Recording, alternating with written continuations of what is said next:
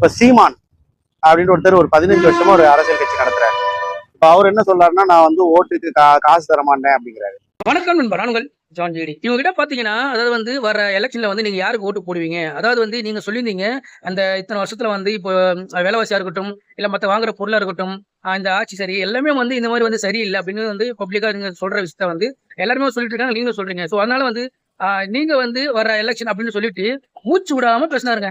அவர் மூச்சு விடாம இருந்த என்னென்ன விஷயங்கள் இருக்குது, என்னென்ன விஷயங்கள் வந்து சொல்லணும், என்ன விஷயங்கள் வந்து மைனஸா இருக்கு இப்படின்ட்டு ஒரு கிட்டத்தட்ட வந்து மூச்சு விடாம அவர் பாட்டு பேசிக்கிட்டே இருந்தாரு. சோ அவங்க பேசும்போது இவங்க எல்லாம் பாத்தீங்கன்னா அப்படியே நின்று கும்முன்னு கேட்டுக்கிட்டே இருந்தாங்க.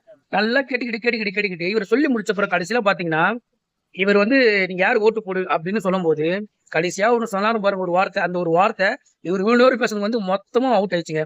சோ இவர் பாத்தீங்கன்னா நீங்க வந்து சீமானுக்கு ஓட்டு போடுவீங்களா அப்படின்னு வந்து கேட்ட கேள்விக்கு இவர் வந்து சொன்ன நிறைய விஷயங்கள் வந்து எல்லாத்தையும் கேட்டுட்டு ஒரே ஒரு வார்த்தையில முடிச்சுட்டாங்க. பாவம், இது முன்னாடியே சொல்லிட்டு அவர் முன்னாடி பேச வேண்டிய அவசியமே இருக்காது. சோ அந்த வீடியோவை பாருங்க, கடைசியா அவங்க என்ன சொன்ன அந்த வார்த்தை கேளுங்க. முடிஞ்ச சேனலை ஃபாலோ பண்ணிக்கோங்க. சரிங்களா, 100 ரூபா 200 ரூபா கரண்ட் பில்லு கூட நாளைக்கு கட்டாம போகலாம் அப்படின்னா எந்த கட்சிக்கு ஒரு மாத்தி போடலாம்னு நினைக்கிறீங்க? விஜய் தான் சொல்றேன். நடிகர் விஜய் தான்.